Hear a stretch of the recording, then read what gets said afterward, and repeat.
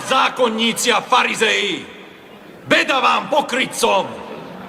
Vy pred ľuďmi zatvárate kráľovstvo nebeské.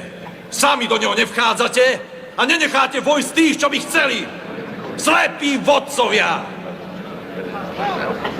Komára predsiedzate a ťavu prehltate. Skláňate sa pred literou zákona. Porušujete jeho ducha. Spravodlivosť, milosrdenstvo, vernosť.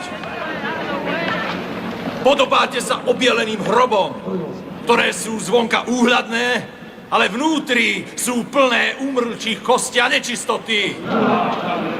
Len sa pozrite vôkol seba. Veru, hovorím vám, nezostane tu ani kameň na kameni. Toto všetko bude zborené pre vás. Tento dom bude domom zúfalstva. Všade sa udomácnia jašterice a pavúky. Hadi, vreteničie plemeno. Ako uniknete pekelnému súdu?